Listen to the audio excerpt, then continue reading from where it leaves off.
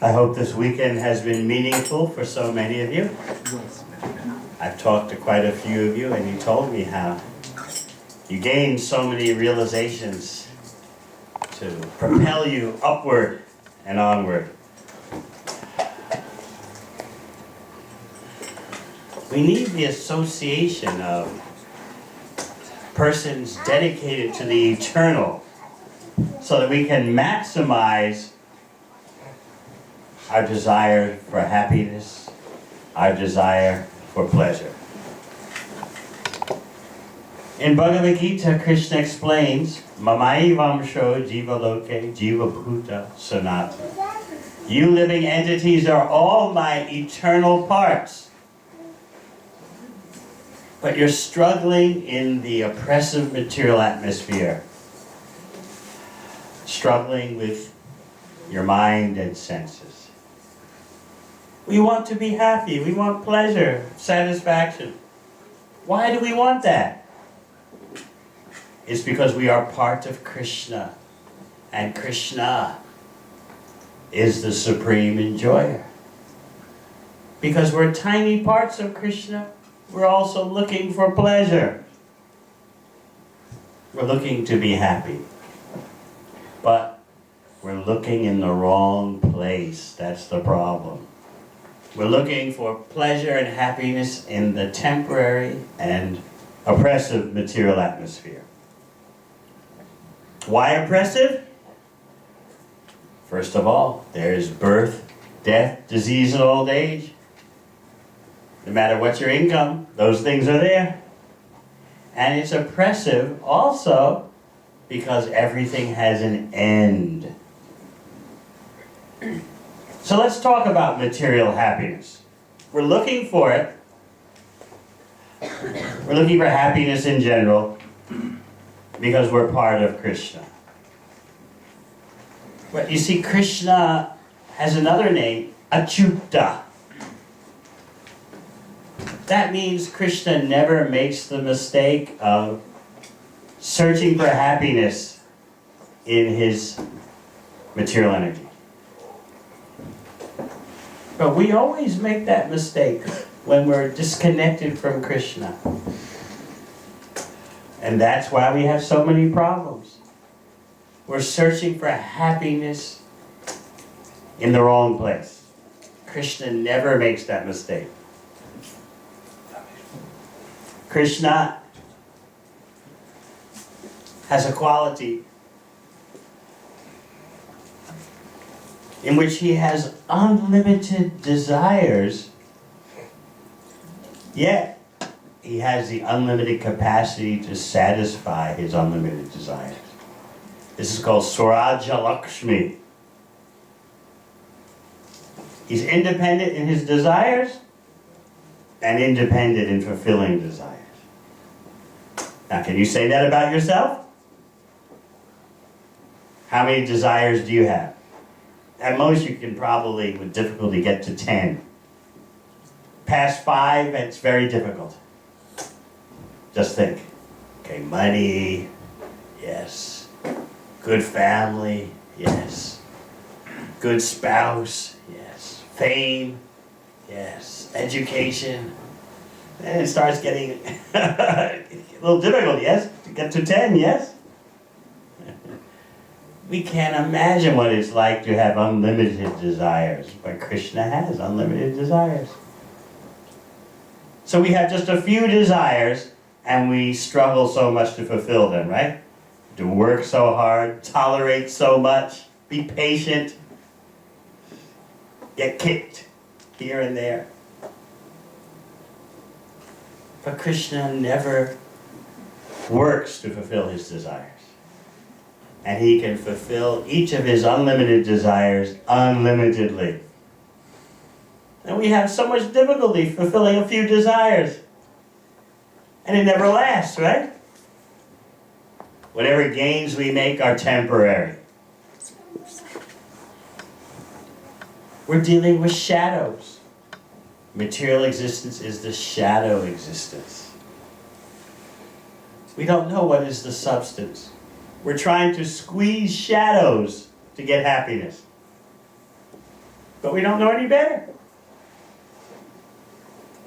So in Bhakti Yoga, we analyze, why am I searching for pleasure? I'm searching for pleasure because I'm part of Krishna. I share the same qualities as Krishna. But I'm looking in the wrong place for happiness. We look to other tiny human beings. Make me happy, fulfill my desires. We look to money. Make me happy, fulfill my desires. We look to respect. I want to be known as a successful person. All these things are so superficial, so shallow. But we're desperate. I want to be happy. We have these dreams, yes? I will be happy in the future when I get this, when I get that. But does it ever happen like that in the future? Even material social scientists are understanding this. They're understanding what Bhagavad Gita and Śrīmad Bhāgavatam have said long ago. They call it, the contemporary researchers call it the impact bias. They say that human beings have an inbuilt problem in that they're always overestimating the emotional bang or impact a future event, acquisition, achievement will give them. They always overshoot the mark. You can just think now, okay, when I get my degree, oh, I'll be so happy. Then when I get the PR, oh, I'll be so happy. And then when I marry, oh, I'll be so happy. And then when I get a better and better job, oh, I'll be so happy. When I get the big house, I'll be so happy. When I get the second car, oh, I'll be so happy. So you're always seeing these things in your mind, right? When the child comes, oh, I'll be so happy. But you always overestimate in your mind. That's an inbuilt tendency of the human being. And you can't avoid it. Even the social scientists who study these things and win the Nobel Prize, they say they themselves fall victim to it. It's inevitable. Your mind is imperfect, and it has that built-in tendency to exaggerate future outcomes in terms of impact and emotional bang. And while you're overestimating the future impact or bang that you're going to get to your emotions, you're going from one thing to the next thing. It's a phenomenon. Like you've heard the word texting, right? Well, this phenomenon is given the name nexting. You're always going, the next, the next, the next. The next event in my life will be so satisfying. The next acquisition.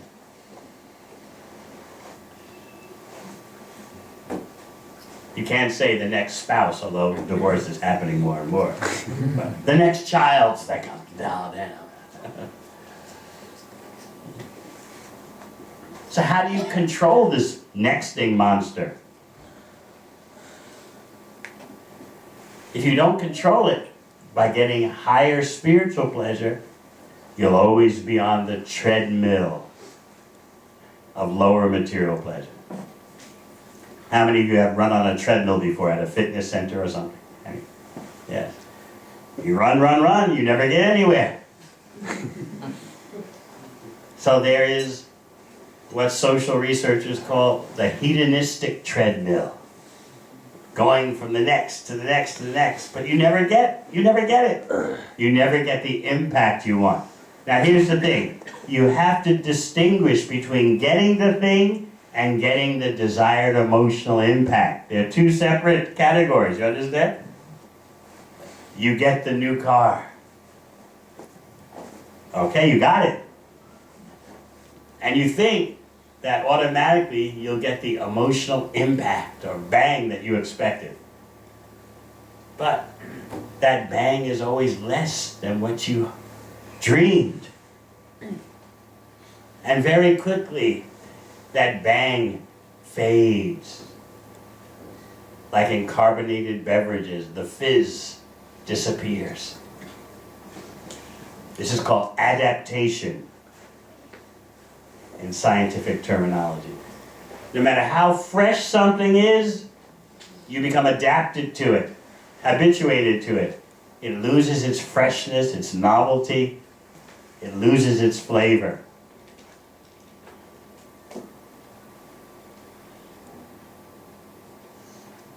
Everything material is like that. So you never get the emotional bang that you hope for as you project into the future. It's called emotional forecasting.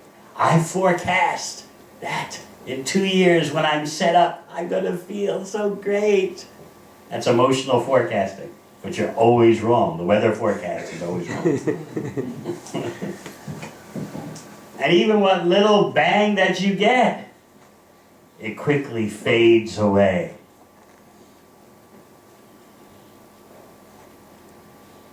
I describe this in my book, Hiding in Unnatural Happiness. The problems built into the quest for material happiness. There's something called opportunity costs. Let's say that you're able to take your vacation to, where's a desirable vacation place? Huh? Gold Coast. Have you been there? You call that desirable? All right, let's say the Gold Coast. Now, what are the opportunity costs involved with holidaying on the Gold Coast? Everything you do for your happiness involves a price you pay. And you realize it when you get to the Gold Coast. Well, this is okay, but maybe if I went to Queenstown, it would be better. So that's the opportunity cost price that you pay. You choose this, you don't go there, you don't do that. And so then you wonder. Every choice is like that. Of course, when you're married, you don't discuss those things. Still, the mind wonders, what would the other choice, what would it have been like, right? Isn't this natural?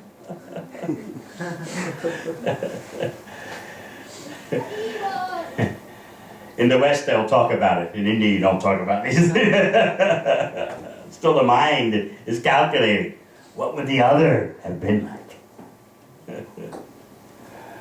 That's opportunity cost. You're driving your brand new BMW, and at first the experience is so fresh. But then after a while, what do you start thinking? I wonder what a Mercedes would have been like. It's just the way the human mind works. And while you're wondering what a Mercedes could be like, the impact, the bang from driving the new BMW is starting to fade. Everything is like that in material existence. And then there's regret.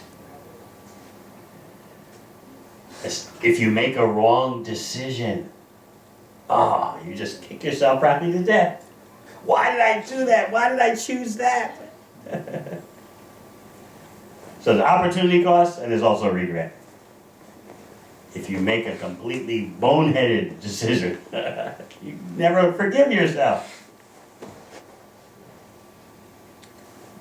So I hope you're starting to see that the dream of material happiness is very suspect, very disappointing. But people don't know any better. The desire for pleasure is natural and normal. but we're looking for pleasure in the wrong place. Krishna's instructions in Bhagavad Gita are meant to change our quest for pleasure, not to stop the quest for pleasure. Krishna is trying to teach you what is real pleasure. And who is better at pleasure than Krishna, the supreme enjoyer, who has unlimited desires and the unlimited capability to satisfy each one of his unlimited desires. Once you understand who Krishna is, then you'll want to listen. Krishna means, literally, that Sanskrit term means the unlimitedly attractive source of pleasure. Who would not want to connect with that? So Krishna in Bhagavad Gita is saying, come to me, connect to me. But we're foolishly thinking Krishna is an ordinary person, a material person, mythology. We don't know. And therefore we're struggling so much in this temporary material atmosphere.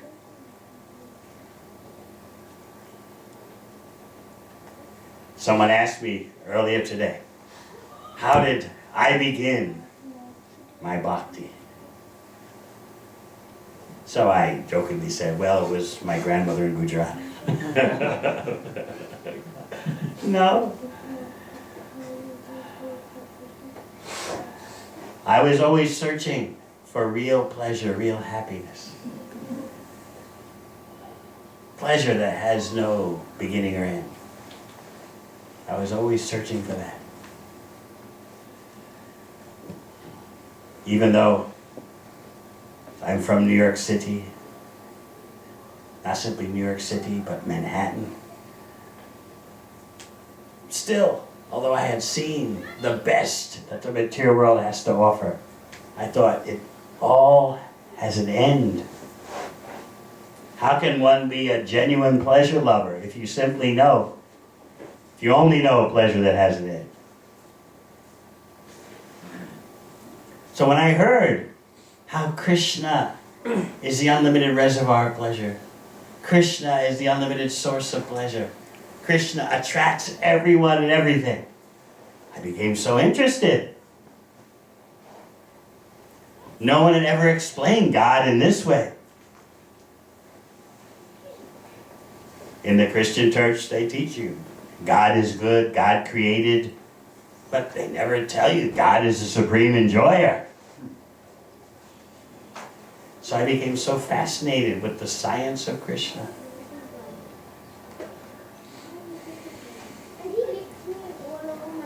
Still, just to show you how there can be hope for you, I remember my last month at Yale University. I was about to graduate. My roommate and I were both studying for our finals.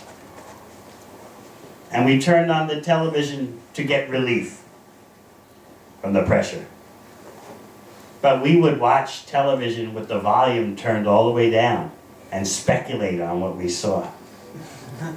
Because we were top students at the top school, so we couldn't watch television in the ordinary way. We had to separate ourselves from the masses of students at inferior schools. So we were watching television with the volume turned down and speculating. And then we saw these strange-looking persons. Shaved heads, tilak mark, ladies wearing saris, men wearing dhoti kurta. I remember saying, oh my goodness, who are these aliens?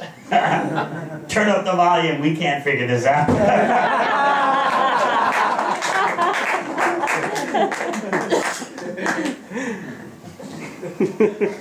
So we listened as they explained their lifestyle, how they live, the rules they follow.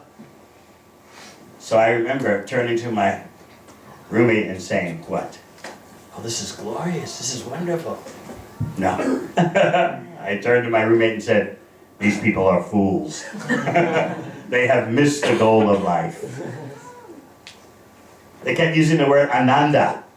I learned that. It was my first Sanskrit word, Ananda. They keep talking about Ananda. We'll invite them to one of our parties. We'll show them what Ananda is.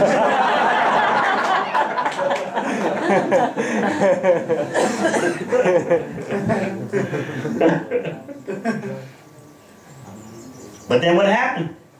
1 month later, I came in contact with Bhagavad Gita as it is. And I was immediately attracted. Krishna, the source of all pleasure. We're not the body. We're not the mind. We are spirit, soul, part of Krishna. We're meant to make progress toward the love supreme, pure love of Krishna. I was immediately attracted. But I thought that devotees were very strange persons. So I loved the books, but I thought the devotees were strange, impractical, foreign culture, weird culture.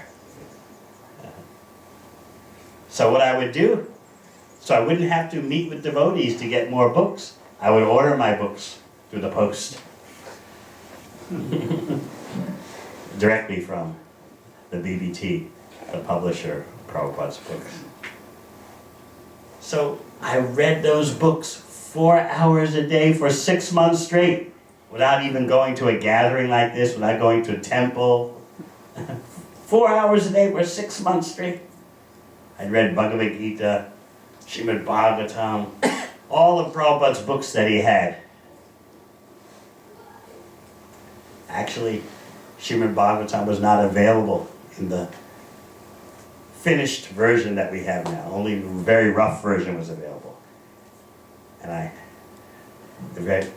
what Prabhupada brought over on the ship from India, very rough version, very few copies. So of course I didn't have one. So I would order my books from the BBT warehouse in Los Angeles. And I would just read them at home, never associating with devotees. But then one day, I got a letter in the post that the first deluxe version of Śrīmad Bhāgavatam had just been published. And the letter described how Śrīmad Bhāgavatam takes all the themes of Bhagavad Gita and expands upon them. And the letter described how Śrīmad Bhāgavatam is the encyclopedia of the spiritual world. I said, oh, I can't wait. I have to have this immediately. So that meant one thing. What did that mean?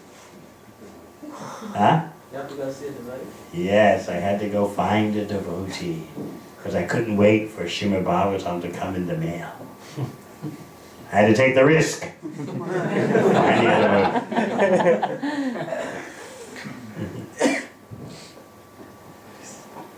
So I went to a big bus terminal in New York where I knew devotees would be distributing their books. So there were like 5,000 persons running back and forth in this Manhattan bus terminal. So I saw a devotee, a Mataji. So I went up to her and thought I was asking a normal everyday question. I went up to her and said, do you have Śrīmad Bhāgavatam? I thought that was a routine question. I didn't realize it. You know, in New York City, it's an abnormal question. So her eyes jumped, but then she was quite expert. She controlled her vision and said, well, how do you know about that? I said, never mind. I'm not here to talk. I just want to know, do you have the book?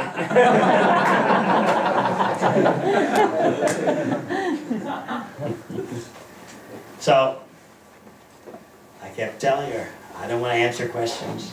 She kept asking me, how do you know? And on it went.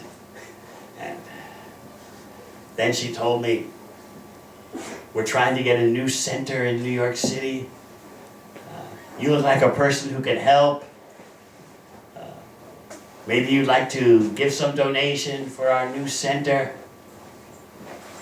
I said, I'm not here to give anything. I just want to know, do you have Śrīmad Bhāgavatam? Tell me, if you have it, okay. If not, I'm going. But she would just go on and on. This new center will have everything. Restaurant, theater, temple room. It'll be so wonderful. You've been reading these books, I can tell. Surely you'll want to contribute. I told her, I have never given 1 penny in my life in charity, and I'm not about to begin now.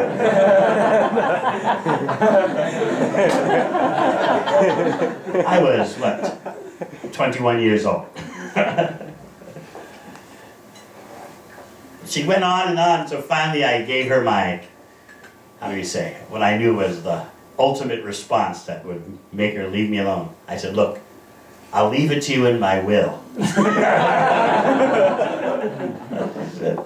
But she just said, you don't even have a will. Of course I don't have a will, 21 years old, I don't have any will. So then I had one last Aastra, one last weapon. I said, anyway, even if I wanted to give you money, I don't have it with me. It's all at my father's house. She said, let's go! Oh no! I'm going to go to my father's house with this strange girl wearing the strange sari and this mark on her forehead. And, no way! But she insisted. I couldn't get rid of her.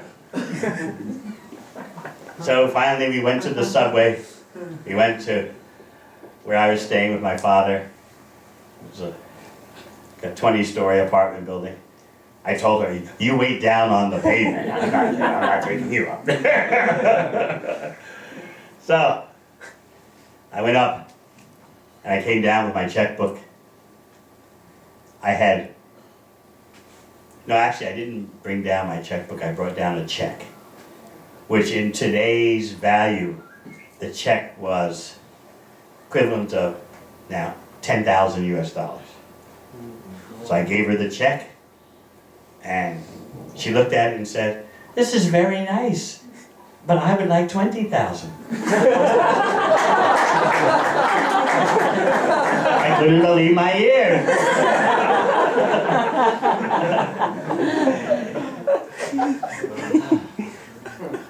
I didn't know what to say. But then Krishna, as the super soul in the heart, cheated me in the best way. I heard this voice in my heart say, give her what she wants, because in all the surrounding apartment buildings, everyone is looking out the window at you, talking to this strange girl. Your reputation in the neighborhood as a cool person will be finished. Of course, I didn't know anyone in the neighborhood. No one in New York City knows their neighbors.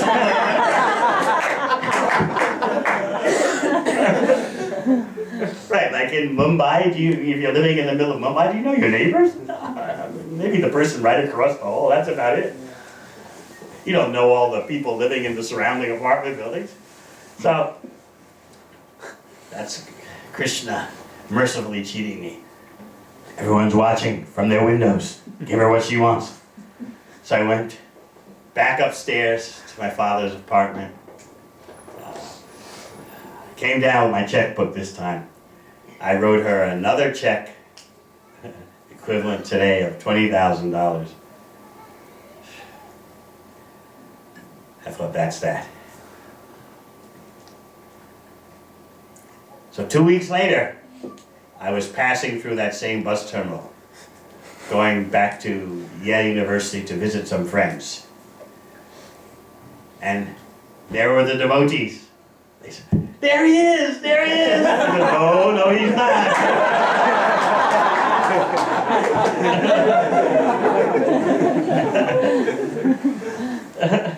So they surrounded me. Like these 3 Matajis, they surrounded me. All in their saris and again, they said, come on. Let's go back up to your father's house. I had never been to a temple, never been to a gathering like this, not for 1 second. All I had been doing is reading the books 4 hours a day for 6 months straight. So again, she took me up to my father's house. I couldn't believe it. Again, I wrote a check for $20,000 equivalent today. And then she looked at my checkbook and said, "Oh, it's almost empty. You have given all your money to Krishna. You might as well come to the temple and see what it's like." I said, yeah, I should see where my money's going.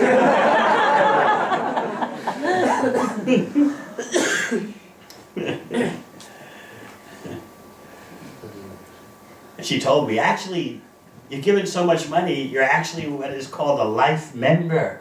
That means you can travel to any of our temples in the world and stay there." I said, "Well, finally I've heard something practical." I'm thinking about doing a bit of traveling, London, Paris. Yes.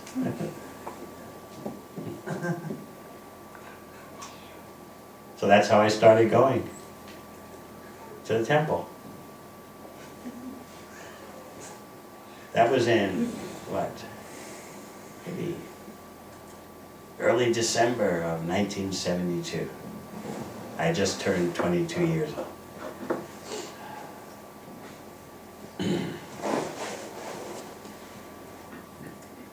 When I started going to the temple, they gave me some japa mala, some beads. So I remember how I started chanting japa. With many of you, we've discussed how to increase your chanting, your japa. This is how I started. I'll tell you this just to give you hope. That if I can do it, you certainly can. I would come back, for example, late Friday night. Well, that means early Saturday morning from, the New York life, the Manhattan life. And because I knew all the best clubs, the best cafes, the best concerts, the best everything. I always had to have the best. Fortunately, I figured out that Krishna is the best. So I'd be laying in bed and I have the malas next to me. And I would wake up 11 o'clock in the morning and I would look at the beads and I would say, "All right, I'll try it." So I'd pick up the beads, I would chant one mantra, and then put the beads down. Okay, that's it. Not one round, but one bead. So that's how I started chanting japa, one bead a day. Just one mantra on one bead, that's it. But gradually I started to increase. I don't know what happened. I had read so much, 4 hours a day for 6 months. And on every page, Prabhupada is saying, chant Hare Krishna. It had an effect on me. So even though I started with one bead a day, gradually my chanting increased.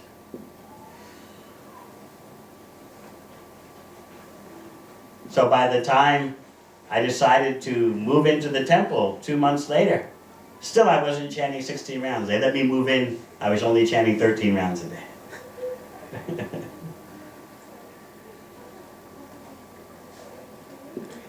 So you see, if there's hope for me, there's certainly hope for you, yes?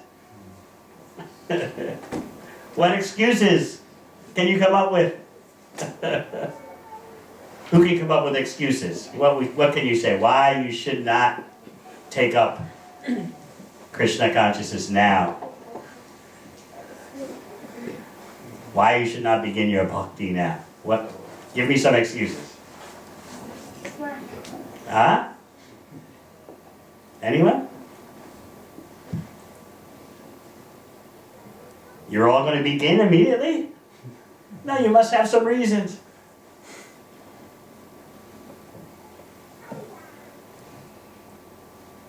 No one has any excuses. Everyone is in agreement. Unanimous, huh? No, you have so many excuses. No time, right? Or as we discussed this weekend, you don't want to be a true believer. But once you begin to chant every day, you will get the experience. You see, Krishna is beyond the range of your material senses. That means if you want to experience Krishna beyond just belief, you have to follow Krishna's own instructions how to experience him. You can't figure it out on your own.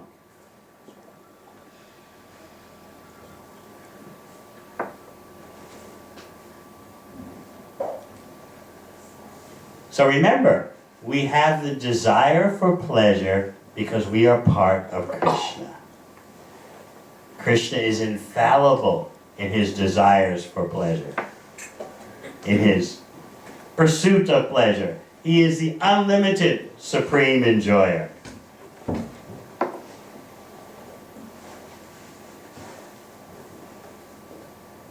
So, real yoga means to connect with that supreme enjoyer.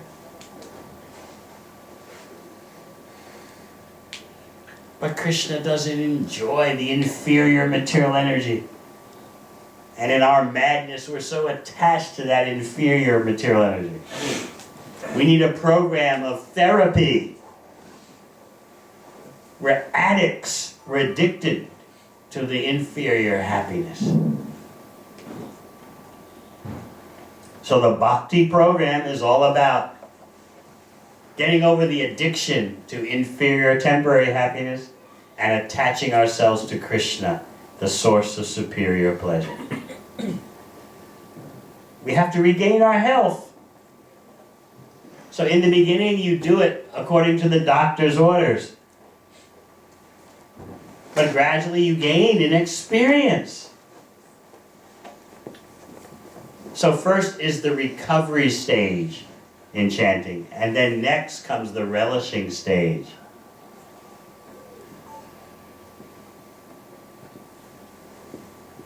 How many of you have been very sick and you had to follow the doctor's orders to get well? Anyone? Yes. Did you tell the doctor, oh, I don't feel like doing what you say? You wanted to get well, right? And if the doctor was a good doctor, by following his instructions, you could experience, I'm getting better, yes? Similarly, by chanting Hare Krishna, you'll get that same experience. I'm getting better. I'm doing it at first simply because the doctor orders. But later, gradually, I'm getting experience. Yes, there's taste. My whole life is being transformed simply by being in contact with Krishna's sound, the Maha Mantra. And then the more you read Bhagavad Gita, Śrīmad Bhāgavatam, the other books, the more you know why you're doing what you're doing. You're not just blindly following, doing some empty ritual. You understand the whole transcendental science. If there are some bad activities, some bad habits in your life, by chanting Hare Krishna, those bad habits will slide away. You'll let go of your meat eating, your intoxication, illicit sex, gambling. You'll let it go because you're getting a superior pleasure. That's the only way you'll give up the inferior pleasures.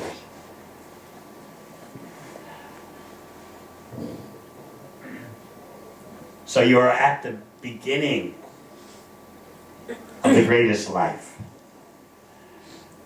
The greatest acquisition, the greatest wealth.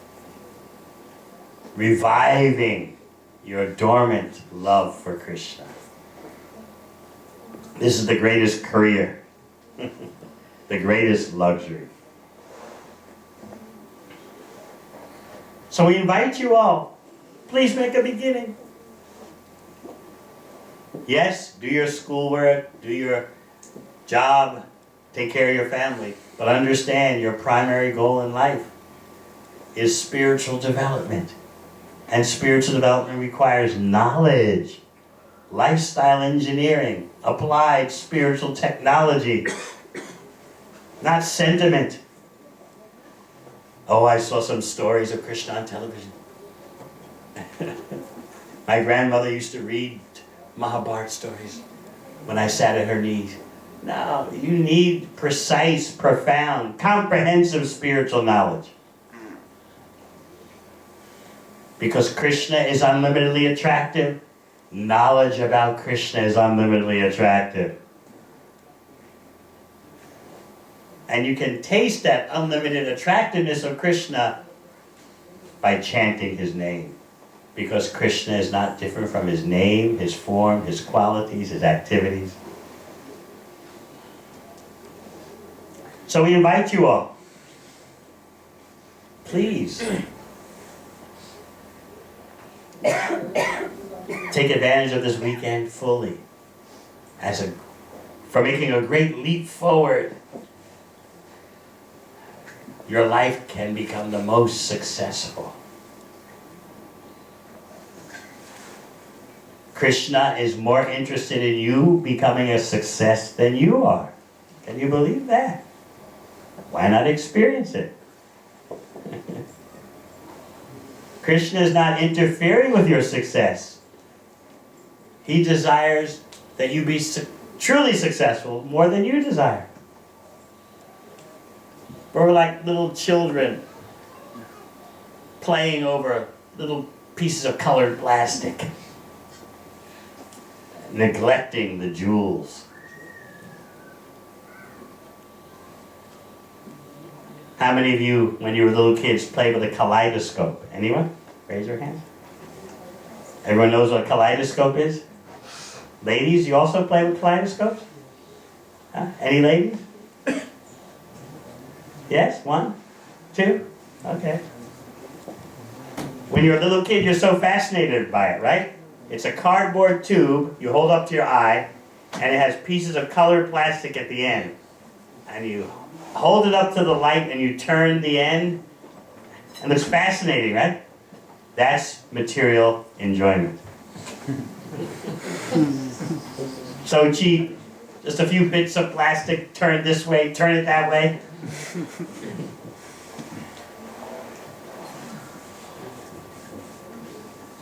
But we'll only give up that illusion when we have something better. So please, I invite you all to the real success, to the real happiness with Krishna. I'm not asking you to become believers.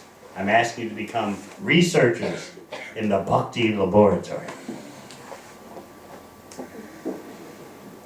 All right, any last questions?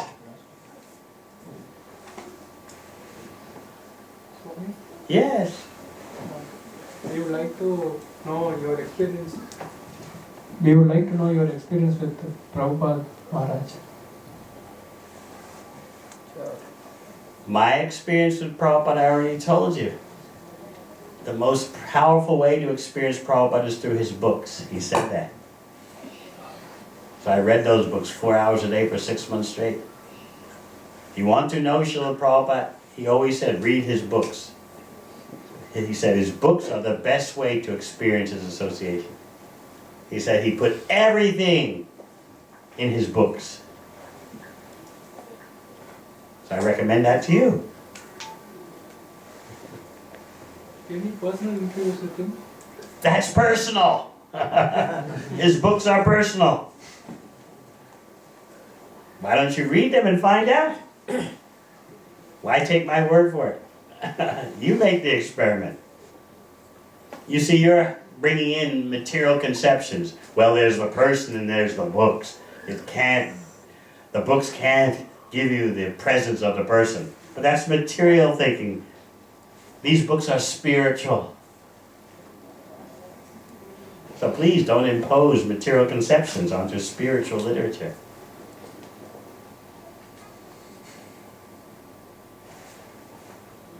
Yes. Prabhuji, I had a question about what you were saying before about the desires and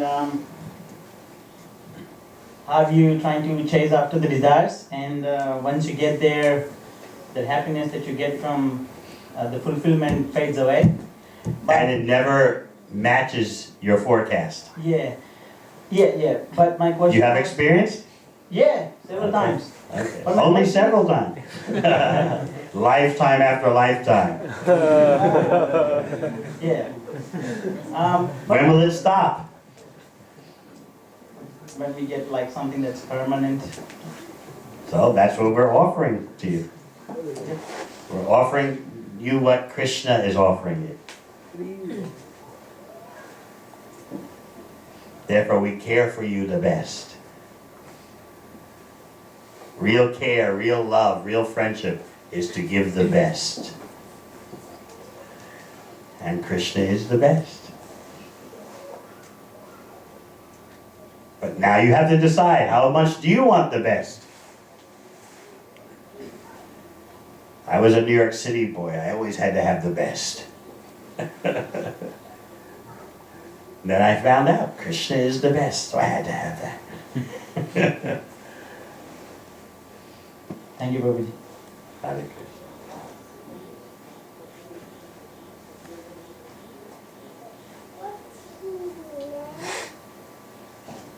No other questions?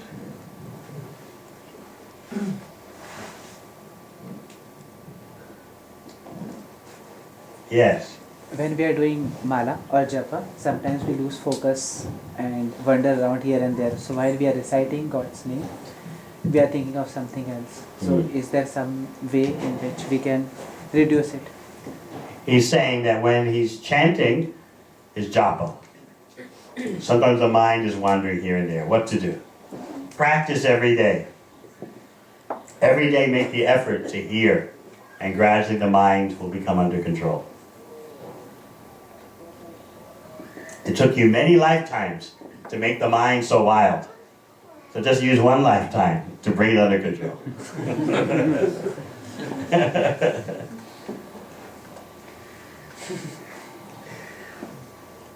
Ladies, no questions?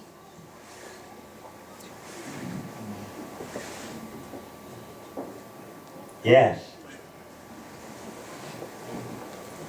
We are in Krishna prayers. We are having a vegetarian food. Now vegetables are getting. It's not like before. The vegetables are now it's a poison. You know, when I buy in Chinese shops, I can find spots in the vegetables, where I really feels very disheartened to feed my children or people when you can't even keep for 2 days. So in that matter, how we can tell others how to get pure vegetables to feed people? I know. Who is the source of the vegetables? Offer your food to Krishna. Yeah. When we are offering, we cook vegetables, we offer to Krishna and giving. I find like the vegetable is not more like those years. It's not like from the garden like fresh. Do the best you can, but offer your food to Krishna. Otherwise, you're eating karmic reactions because you haven't recognized the proprietor, the maintainer. Krishna says in Bhagavad Gita, offer him leaf, fruit, flower, water. If it's with bhakti, he'll accept it. So this is the life of Krishna's devotee, offering everything to Krishna.